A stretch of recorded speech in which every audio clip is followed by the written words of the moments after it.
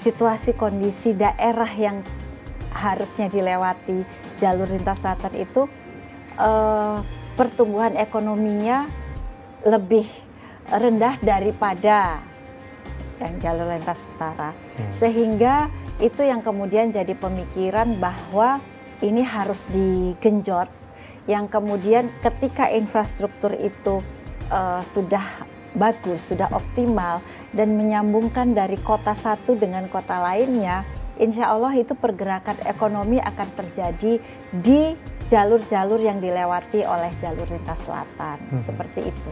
Jangankan jalur lintas selatan, semua daerah, semua kondisi wilayah, ketika terkoneksi satu dengan yang lain, itu pasti satu mobile itu akan mudah. Betul.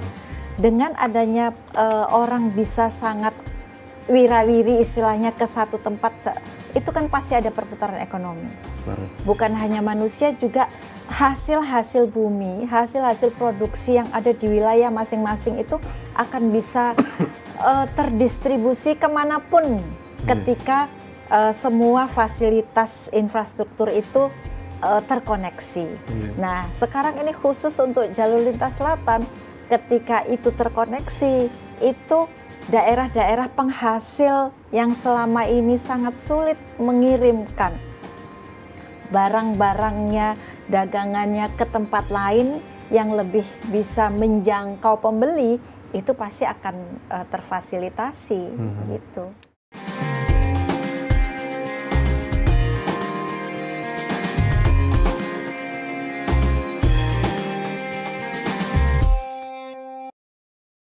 Assalamualaikum warahmatullahi wabarakatuh, dulur-dulur Jawa Timur. Alhamdulillah kita bisa berjumpa lagi dalam Jatim Channel Podcast DPRD Provinsi Jawa Timur.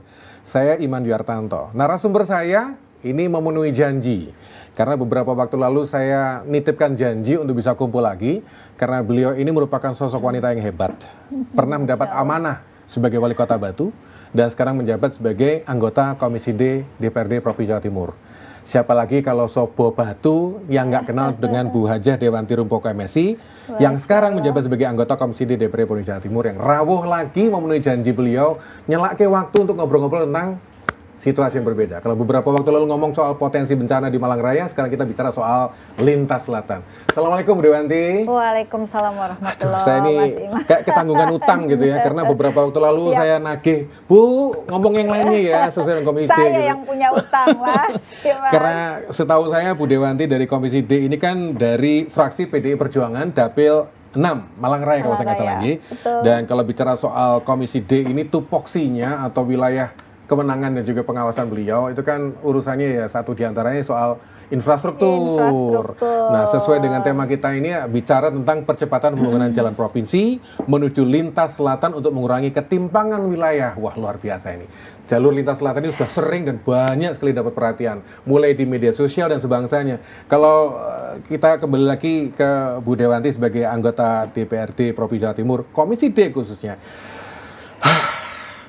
Bisa flashback Bu? Mungkin pemirsa yang lupa, sopo sih saja nih Bu Dewanti. Meskipun tadi saya katakan sudah pernah menjabat wali kota, mungkin Bu Dewanti bisa menceritakan kilas balik sebagai anggota DPRD. Monggo. Iya, aduh kalau disuruh kilas balik soal saya sendiri, yang jelas begini, saya berterima kasih pada periode ini setelah saya menyelesaikan tugas diberi amanah jadi wali kota Batu pada tahun 2017-2022. Dan alhamdulillah sekarang menjadi wakil rakyat untuk Malang Raya.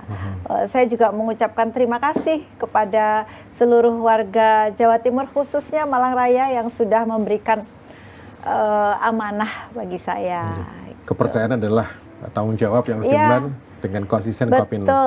Dan kalau sekarang Ibu ada menjadi bagian dari Komisi D DPRD Provinsi Jawa Timur, setahu saya Komisi D itu satu di antaranya membidangi infrastruktur dan juga perumahan rakyat. Nah, kali ini saya coba fokus ke infrastruktur dulu deh, jalan lintas selatan itu.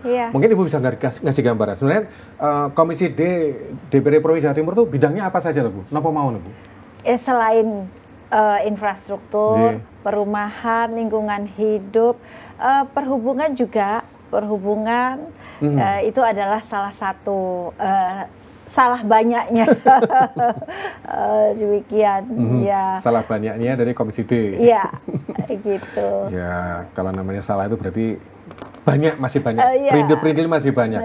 Nah, Bu Dewanti, sesuai tema kita ya, percepatan pembangunan jalan provinsi menuju lintas selatan untuk mengurangi ketimpangan. Ini cukup unik karena setahu kami gitu ya, bicara tentang jalur lintas selatan sudah sering sekali dibicarakan dan dibahas itu. Sekarang ini kalau dikatakan tahapan dan progresnya, situasinya seperti apa sekarang, Ibu ya? Iya, sebetulnya sebelum periode kepemimpinan Bapak Prabowo, itu jalur lintas selatan kemarin itu betul menjadi sebuah prioritas. Jadi Bapak Presiden Jokowi betul-betul ingin menuntaskan itu. Dan sekarang pun tetap dilanjutkan, walaupun ada hal-hal yang harus sedikit diefisiensikan. Demikian. Kalau nggak salah memang ada berhubungan dengan Perpres nomor 1 tahun 2025 yang berhubungan dengan efisiensi anggaran di berbagai macam pos ya Bu ya. Iya. Nah dampaknya seperti apa Bu ya? Ya apapun ketika kita akan menyelesaikan program, terutama pembangunan, pasti hubungannya dengan pembiayaan. Betul, anggaran. Nah, ketika anggaran itu kemudian ada terjadi efisiensi, dikurangi istilahnya, pasti akan terjadi hal-hal yang agak sedikit menghambat, begitu, agak sedikit pelan progresnya, seperti itu Pak Iman. Jadi, tapi tetap jalan Bu ya? Insya Allah kita doakan. Dan mandatorinya kan memang infrastruktur itu 40% dari ini, mudah-mudahan itu bisa walaupun terkurangi akan ada progres, pasti tetap ada progres seperti itu. Bu Dewanti, untuk menyamakan persepsi kita, mungkin untuk pemirsa yang sudah tahu dan hafal dengan jalur lintas selatan atau barangkali juga pernah melewati jalur ini gitu. Mohon izin Ibu bisa ngasih gambaran jalur lintas selatan ini dari mana ke mana tuh Bu? Kalau saya nggak salah itu kan mulai dari timur Banyuwangi terus susur sampai ke wilayah-wilayah selatan. Kalau nggak keliru sampai tembus Jogja kalau nggak salah Bu ya? Kalau Jawa Timur itu sampai Pacitan, terus ya akhirnya jadi Malang ikut Blitar sampai Trenggalek, Pacitan. Itu dari Banyuwangi, seperti itu. Itu berapa km ya Bu ya? Berapa kilometer Bu ya? Berapa ratus kilometer ya? Mungkin sekitar 700 mungkin ya, 700 sekian kilometer. Kalau kita coba tarik dengan tema besar kita, jalur lintas selatan, infrastruktur, connectivity antar kota, ini kan juga berhubungan dengan lalu lintas orang, lalu lintas barang, dan juga lalu lintas kegiatan-kegiatan yang berhubungan dengan ekonomi. Kalau memang itu ditujukan untuk mengurangi ketimpangan wilayah, seperti apa pola sekarang Ibu? Ya, seperti kita ketahui, memang jalur lintas selatan ini kan belum optimal pembangunannya sudah dari lama. Nah, akhirnya situasi kondisi daerah yang harusnya dilewati jalur lintas selatan itu pertumbuhan ekonominya lebih rendah daripada yang jalur lintas utara, sehingga itu yang kemudian jadi pemikiran bahwa ini harus digenjot, yang kemudian ketika infrastruktur itu sudah bagus, sudah optimal dan menyambungkan dari kota satu dengan kota lainnya, insya Allah itu pergerakan ekonomi akan terjadi di jalur-jalur yang dilewati oleh jalur lintas selatan, seperti itu. Nah kalau Malang sendiri Bu, karena memang Ibu dapilnya dapil Malang Raya, Malang pasti masuk toh JLS ini? Iya. Kondisi sekarang seperti apa ya Bu ya? Potretnya itu? Ya, sebetulnya untuk pembangunan Malang, terutama melewati daerah kabupaten, gitu Pak, Dalu Majang langsung ke Kabupaten Malang, itu sudah selesai dan sudah diresmikan. Tetapi ya kendala kena musibah kemarin, itu akhirnya sebagian dari yang di lintas selatan yang di daerah Malang itu terkendala ambles, demikian. Kira-kira sekitar 200 meteran lah banyak itu, karena di jalan yang dilintasi itu ternyata ketika musim penghujan yang sangat deras, ekstrim, itu terjadi aliran air di dalam situ. Mungkin ada sumber atau aliran dari atas gunung. Ketika saya meninjau ke sana, itu belum terjawab. Apakah ini sumber dari dalam yang di sekitar jalan atau aliran dari atas gunung? Demikian. Nah, kami waktu itu bertanya, apakah ketika membangun itu tidak menjadi hal yang dipertimbangkan. Nah, mungkin surveinya itu waktu musim kemarau. Jadi aliran itu ketika itu tidak ada. Dan mungkin tidak juga ada bekasnya, demikian, sehingga kok sampai tidak terdeteksi gitu. Nah, ini yang kemudian jadi catatan, mungkin apakah ketika akan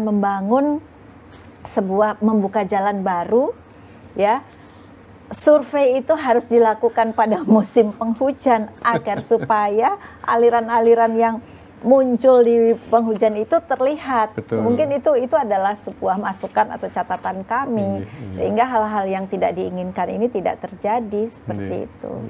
Dan sangat sayang sekali karena bagus sekali jalannya itu sudah lebar.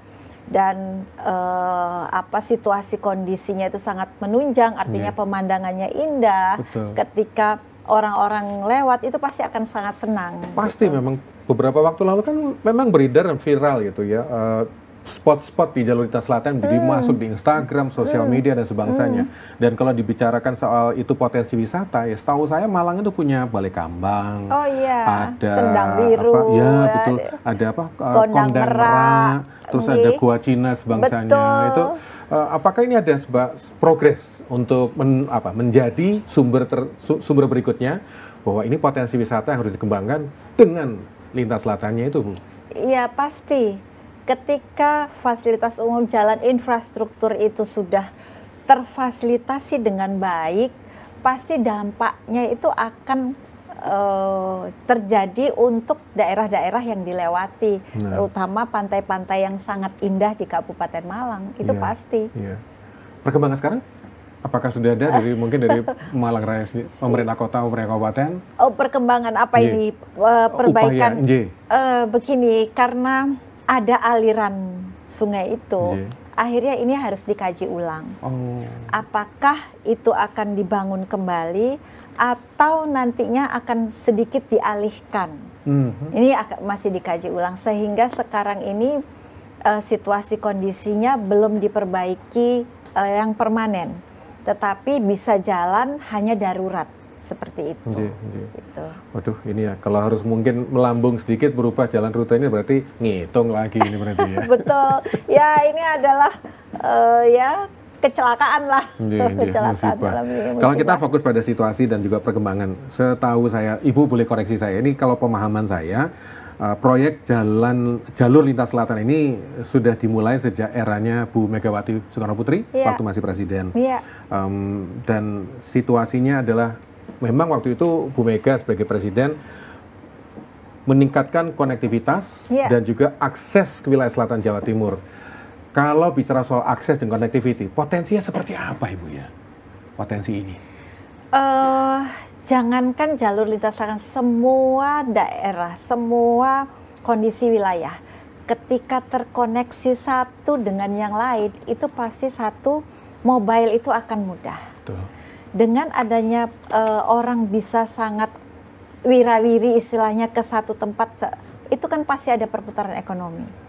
Bukan hanya manusia, juga hasil-hasil bumi, hasil-hasil produksi yang ada di wilayah masing-masing itu akan bisa terdistribusi kemanapun ketika semua fasilitas infrastruktur itu terkoneksi.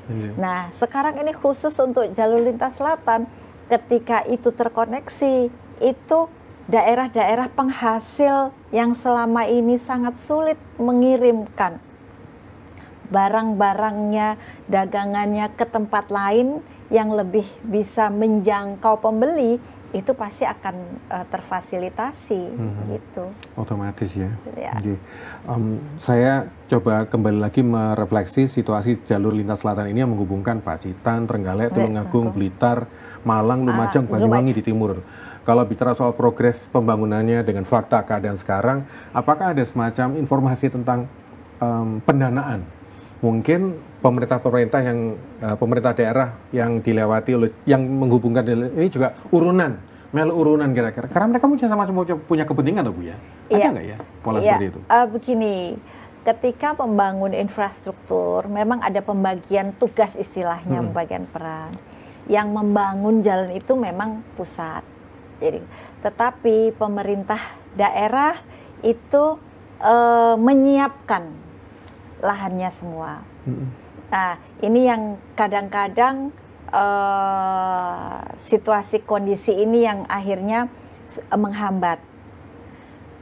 Penyiapan lahan itu kan bukan gampang-gampang susah ya, tidak mudah. Iya, betul. Satu, ketika itu daerah umpamanya perhutani, itu mungkin kita bisa berkoordinasi dengan kementerian tersebut. Tetapi ketika lahan itu adalah lahan punya individu, perorangan, satu, kita harus mengganti. Nah, itu kan butuh anggaran. Nah, seperti itu. Kalau yang bersangkutan juga bersedia, gitu, itu adalah hal-hal yang perannya di situ. Jadi pemerintah daerah dalam hal ini kabupaten kota itu harus menyiapkan itu. Selain hambatan anggaran, apakah ada kendala lain Bu yang dari kacamata rekan-rekan Komisi D? Saya rasa anggaran itu adalah kuncinya.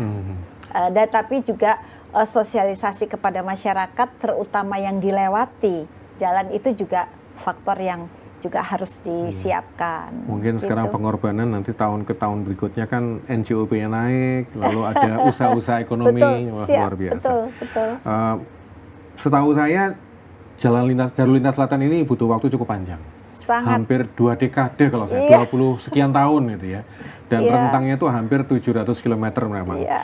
Kalau dengan situasi sekarang di bawah kepemimpinan Pak Prabowo sebagai presiden, ada semacam target di tengah efisiensi atau macam arahan dari pemerintah pusat, Bu? Begini, awal-awal tahun pemerintahan beliau ini yang didengungkan itu masih efisiensi. Sehingga target pembangunan ini masih belum jelas sejauh mana yang akan dilakukan. Jadi sangat berbeda dengan pemerintahan sebelumnya. Kalau sebelumnya kan pokoknya harus selesai infrastruktur ini, jangka waktunya seperti ini, itu yang akses itu yang diutamakan. Nah, sekarang karena situasi kondisi keuangan Indonesia memang harus diatur sebaik mungkin.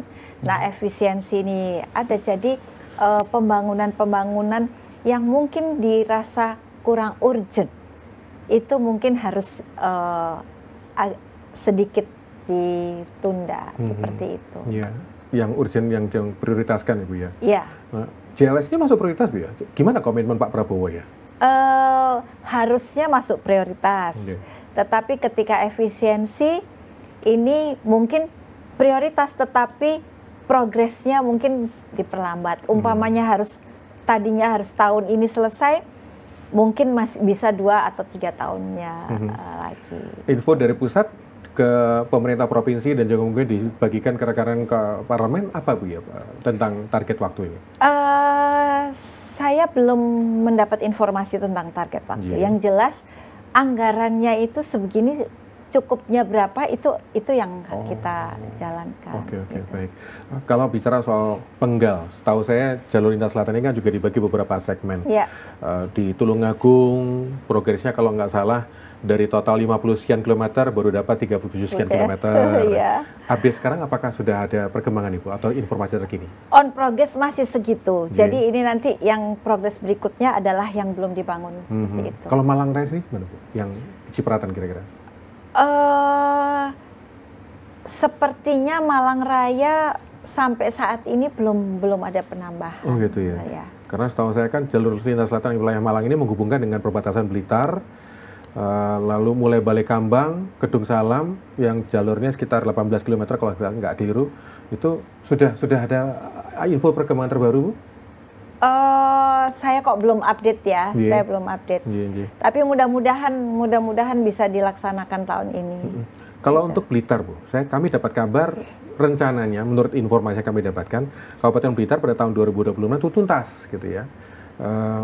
Di Kabupaten Blitar kabarnya panjangnya cuma sekitar 62,8 km gitu ya. Iya. Itu ada perkembangan mungkin dari rekan-rekan parlemen atau provinsi, Bu? Insya Allah itu akan tuntas, ya, di Kabupaten di Blitar. Yeah. Di Tuntas Blitar. dalam artian bisa dipakai atau digunakan? Sudah bisa, mudah-mudahan akan bisa diresmikan tahun ini. Ya. Luar biasa ini. Baik, saya coba bergeser ke wilayah lain karena selain untuk pembangunan jalur lintas selatan juga ada pelebaran jalan di Gondang Legi dan Batur yang juga masuk Ya. Ya, Gondang Legi dan Batur. Ini seperti apa, Ibu? On progress sekarang, Bapak. Jadi mudah-mudahan ini bisa terlaksana sesuai dengan waktu yang program yang sudah ditentukan. Mudah-mudahan seperti itu. Bu, kalau sesuai dengan tema kita ya, bahwa jalur lintas selatan ini dibangun untuk mengurangi ketimpangan antara utara dengan selatan. Betul. Nah, kalau bicara soal tadi Ibu juga sudah matur bahwa kalau semua sudah terhubung dengan baik, pasti lalu lintas orang lancar, lalu lintas barang juga lancar, dan ekonomi pasti bergulir dan berputar begitu ya. Dengan adanya JLS ini, ketimpangan seperti apa yang menjadi skala utama? Kira-kira wilayah mana yang nanti akan menjadi potret pertama supaya kelihatan kroso dampaknya, Ibu? Malang, Tulungagung, Blitar? Mudah-mudahan sih semua bisa berprogres walaupun perkembangannya itu sangat tergantung dari hasil daerah tersebut yang kemudian akan dibawa kemana gitu. Kami berharap semua punya pertumbuhan ekonomi yang lebih dari sebelum ada JLS. Tapi seberapa besar itu sangat tergantung dari potensi daerah masing-masing. Jadi kalau umpamanya Kabupaten Malang itu di daerah sana itu selain hasil pantai juga banyak tebu, pertanian tebu dan juga, nah itu hal-hal seperti itu mungkin yang bisa sangat lebih bisa cepat punya pertumbuhan ekonomi gitu.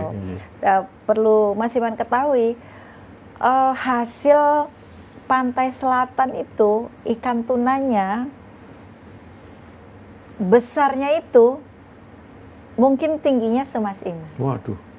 Ya itu kalau mau bisa dibayangkan kalau umpamanya dia punya akses yang bagus kemanapun gitu, itu kan bisa sangat berdampak ekonomi. Betul, saya bisa bayangkan dengan dimensi tubuh saya 190 cm itu kalau ikan tunanya segede itu ya. Jadi orang yang memanggul itu ikannya terseret kelewat di lantai, jadi kan lebih tinggi dari umpamanya orangnya 150 atau 160 gitu. Lah dia itu ekornya itu nyeret gitu. Nyeret. Jadi kan Allah. pasti hampir 2 meter mungkin ikannya. Saya kembali pada potensi wisata, Ibu, karena di sosial media memang sudah marak sekali dan masif. Waktu kemarin Lebaran itu saya juga sempat melihat ada beberapa influencer yang motret situasi jalur lintas selatan dengan pantainya dan segala macam. Nah, kalau bicara soal JLS sendiri sebagai sebuah kawasan pertumbuhan ekonomi dan potensi wisata, itu udah kroso nggak, Bu, ya, untuk Malang misalnya? Ada kroso nggak, Ibu, ya? Begini, ketika infrastruktur itu sudah disiapkan, insya Allah akan ada investor yang kemudian melirik daerah-daerah pantai. Sekarang yang jadi masalah, fasilitas di pantai-pantai selatan itu kan belum optimal. Sehingga seperti penginapan, itu boleh dibilang belum ada. Sehingga orang ke sana itu hanya main sebentar ke pantai, terus sudah pulang. Sehingga mereka spend money itu kan hanya sedikit. Paling makan ikan bakar, minum air kelapa dan sudah pulang. Tapi ketika ada tempat-tempat penginapan yang representatif, yang hotel bintang 5 bahkan di situ, nah pasti akhirnya kan orang akan tinggal di situ. Paling enggak 2 malam, apalagi bisa 3 malam, apalagi bisa seminggu. Nah itu kan akan menjadi sebuah perputaran ekonomi yang luar biasa di situ.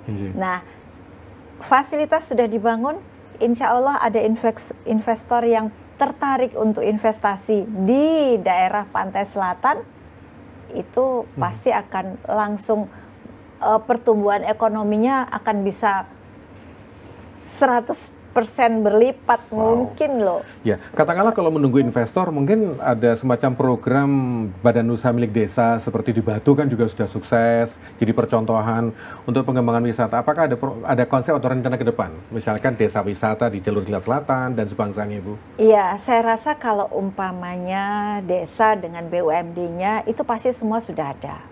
Tetapi kita juga harus sangat sadar bahwa ketika BUMD hanya kan mereka investasinya pasti akan tidak terlalu besar. Betul. Satu itu, kedua juga memanage fasilitas tidak kelasnya itu bukan kelas internasional. Nah, sementara yang punya uang yang untuk bisa membuang uangnya dari itu kan orang-orang yang ya ingin fasilitas yang baik lah.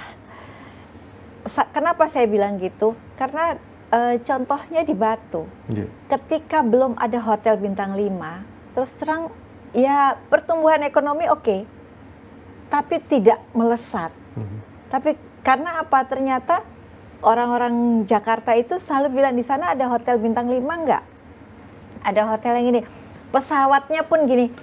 Di kesana kalau naik pesawat, ada pesawat Garuda nggak? Lewat mana? Ya dulu waktu belum ada Garuda, mereka lewat Surabaya dan itu aduh dari Surabaya ke Malang masih gini masih. Tapi ketika sudah ada Garuda, masuk ke Malang itu luar biasa. Nah ini yang kita mau ngambil pasar di situ, gitu. Jadi ya memang harus investasi yang sekalian punya kelas yang ya. Dan amunisinya cukup gitu. Betul. Ibu kalau bicara soal menjual potensi sekaligus mengundang investor masuk gitu, apa yang sudah dilakukan oleh Pemprov ya? Mungkin sempat bicarakah dengan rekan-rekan Pemprov untuk strategi ini? Saya belum sampai ke sana soal Pemprov, tapi yang jelas satu, trust kepercayaan investor itu harus dibangun. Nah, Pemda dan Pemprov itu harus memberikan ruang untuk izin dan segala macam itu dipermudah sesuai dengan prosedur, tetapi dipermudah. Kalau bisa ada hal-hal yang menjadi fasilitas ketika umpamanya investor ini sudah kredibel, sangat diketahui, itu Pemda menjemput bola untuk bisa bagaimana ini mempermudah izin dan segala macam. Itu adalah hal-hal yang harus dilakukan agar supaya investor itu mau dengan senang hati melakukan investasinya. Ini mumpung ketemu dengan Komisi D, Bu, saya juga ingin tahu yang namanya satu sisi pembangunan dengan goal yang cukup besar gitu ya, cukup fantastis, potensi-potensi ekonomi, tapi di sisi lain juga ada upaya-upaya pelestarian lingkungan. Bagaimana Ibu memadupadankan supaya bangun ya bangun, tapi lingkungannya aman ya? Ya, apapun itu semua stakeholder yang bersangkutan itu harus bekerja sama. Ya, izin satu pintu itu kan adalah hal seperti itu. Ketika ada investasi, apakah ini merusak lingkungan, AMDAL-nya, itu sudah harus dilakukan. Saya rasa itu SOP yang harus diikuti. Dan insya Allah ketika syarat-syarat itu SOP-nya betul-betul diikuti, hal-hal yang untuk merusak lingkungan itu tidak akan terjadi. Semua harus komit, semua harus amanah. Betul. Dan semua juga harus kembali pada kitohnya, yaitu manajemen alam. Alam, betul. Kalau bicara soal alam, setahu saya kawasan selatan ini kan ya ada yang terjal gitu ya, naik gunung segala macam, ada perbukitannya gitu ya. Itu apakah juga menjadi sebuah kendala yang jadi konsideran rekan-rekan proyek ya Bu ya? Bisa menjadi kendala, tapi bisa juga menjadi sebuah konsep arsitek yang keren. Gimana, Bu?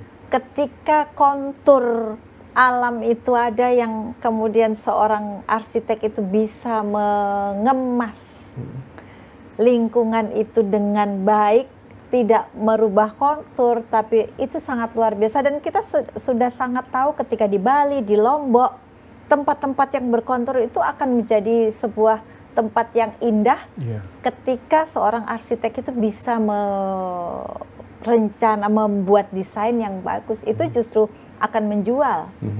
Tempat yang susah ternyata bisa, oh itu sesuatu yang, kalau yang tempat landai biasa kan, sudah biasa itu. Normal itu. Tidak ada tantangan. Sesuatu yang wow, ketika waduh, itu kan sesuatu. Justru itu kerennya. Kalau bicara soal CLS kan banyak hal yang berhubungan, mulai lingkungan, pengadaannya, sampai dengan upaya-upaya menjaga supaya warga sekitar atau kawasan yang dilewati itu tidak menjadi penonton saja. Kalau bicara soal regulasi, Bu, pripun, apakah sudah ada perda yang memang mengkhususkan diri untuk melindungi semua kepentingan yang dilalui oleh jalur lintas selatan ini, Bu? Saya kalau perda kok di provinsi masih belum. Cuma kalau di daerah tingkat 2 biasanya ketika ada pembangunan di sebuah wilayah, itu pemerintah daerah, kota maupun kabupaten dengan investornya itu punya komitmen bersama bahwa berapa persen dari pegawai yang akan direkrut itu adalah orang daerah tersebut. Seperti itu. Nah, tapi ini yang harus kita perhatikan bersama. Kadang-kadang di daerah itu SDM-nya yang tidak dipunyai. Jadi contohnya ada hotel bintang 5 di situ. Ternyata mau nyari manajer itu nggak ada di situ. Yang qualified, lulusan apa, ini bisa bahasa Inggris, ini nggak ada. Nah, kemudian yang tingkat umpamanya supervisornya pun, nggak ada.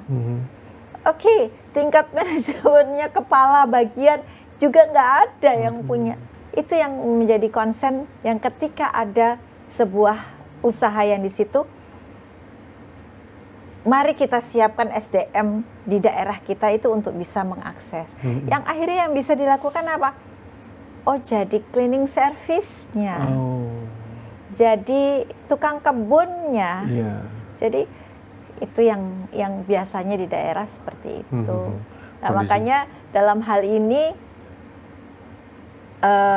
Komisi E selaku pendidikan itu harus punya juga mensosialisasikan untuk menyiapkan SDM di daerah-daerah. Gitu.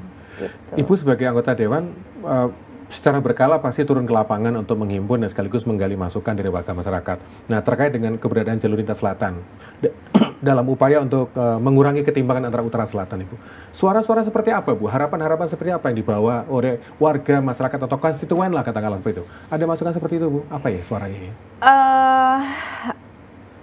Saya masih mendengar harapan bahwa setelah dibangun ini pasti akan ada sesuatu yang bisa menjadi harapan mereka. Nah, walaupun ini tidak dalam waktu yang sebentar, jadi tidak besok gitu. Ini kan masih berproses, tapi harapan itu ada. Senyampang ini berproses, harusnya SDM itu disiapkan. Ketika kemudian ada hal-hal restoran aja yang buka di situ, SDM dari sini bisa menjadi chefnya kah atau apanya kah gitu kan, itu yang sebetulnya harus dilakukan sehingga harapan orang-orang itu tidaklah harapan yang akhirnya menjadikan mereka hanya pekerja yang bawahan saja, kasar. Betul. Baik, saya coba merambah ke upaya dalam pembebasan lahan, karena seingat saya jalur lintas selatan ini juga melalui kawasan-kawasan yang ada di bawah naungannya perhutani. Betul, dan banyak sekali. Bagaimana, Ibu? Karena kan ada satu sisi ada fungsi hutan lindung, konservasi, tapi di sisi lain juga ada kondisi-kondisi yang diperlukan, tapi di sisi lain potensi bahaya banjir, gundul, longsor, dan sebagainya. Ini seperti apa pola perkembangan dan penanganan manajemennya, Ibu? Iya, yang jelas komunikasi antara Menteri PUPR dan Perhutani itu pasti sudah intens. Ketika pusat mau melihat melakukan pembukaan jalan di situ, sudah dilihat akses yang bisa dan hutan yang memungkinkan dan boleh dibuka, itu pasti akan sudah terpetakan. Jadi jangan khawatirlah, tidak mungkin kalau hutan lindung itu kemudian dibuka, itu tidak mungkin. Jadi memang hutan-hutan tempat yang memang bisa diberikan dibuka itu yang akan diizinkan oleh perhutani. Perhutani sangat strict sekali soal ini. Ya. Tadi di tengah Ibu juga sempat nyentil soal keberadaan nelayan. Karena ada potensi perikanan yang juga sudah mau tidak mau harus diakui di sana ada. Gitu. Ya. Dengan kondisi seperti ini, strategi untuk meminimalisir ketimpangan yang ada, Bu, karena di utara juga ada nelayan, desa nelayan, di selatan juga ada nelayan, supaya mereka bisa selaras. Apa ya strategi yang disampaikan supaya mereka juga bisa cukup sabar pertama, kemudian cukup ampuh untuk menghadapi situasi ini, Bu? Monggo. Iya, sekarang sebetulnya nelayan di sana juga sudah berkegiatan yang menghasilkan. Tetapi ketika situasi kondisinya akses belum lancar, itu pasti akan ada keterbatasan dan mereka hanya bisa menjual kepada orang-orang yang menerima di situ. Nah, ketika sekarang akses sudah dibuka, kemungkinan besar mereka akan bisa langsung menjual, jadi tidak pakai perantara, yang akhirnya bisa mendapat keuntungan yang lebih besar dari yang sekarang mereka punya. Kita berharap seperti itu. Gitu. Kalau harapan Komisi D sendiri seperti apa, Bu, terhadap JLS ini? Harapan kami, satu, JLS ini cepat terhubung dan tuntas. Yang kemudian, kedua, ketika itu sudah selesai, tuntas, kami sangat memohon pemerintah daerah yang terlewati, dari Banyuwangi sampai Pacitan itu, punya program untuk menumbuh kembangkan daerah-daerah yang sudah terfasilitasi ini untuk menjadi daerah perekonomian yang baru, yang kemudian bisa berdampak ekonomi yang sangat lonjakannya sangat luar biasa. Kami berharap seperti itu. Ada seruan, Bu, untuk warga yang berkepentingan dengan Jalur Selatan? Ya, seperti saya sampaikan tadi, mari kita siapkan SDM-nya, apapun itu. Ketika mau di situ JLS sudah terlewati, sudah selesai dari ujung sampai ujung, dari Banyuwangi sampai Pacitan, itu pasti akan terbuka ruang-ruang ekonomi di situ. Mau buka restoran, kafe, apapun di situ, penginapan, itu ayo kita mempunyai SDM yang memang bisa menjual produknya dengan baik.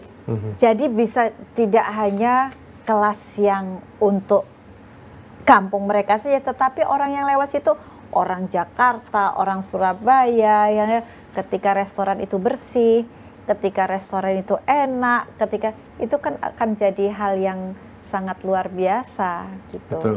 Persiapan. Waduh, ini kalau bicara soal tahun 2026, ini sudah pertengahan bulan 2025. Sekelip mata pasti nyampe ya, Bu, ya? Optimis ya, Bu, ya, kalau dari Komisi D?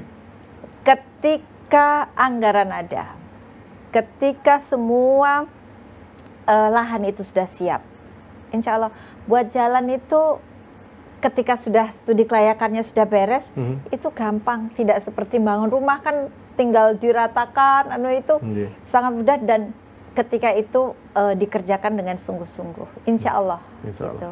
Baik, Bu, matur nuwun untuk ngobrolnya.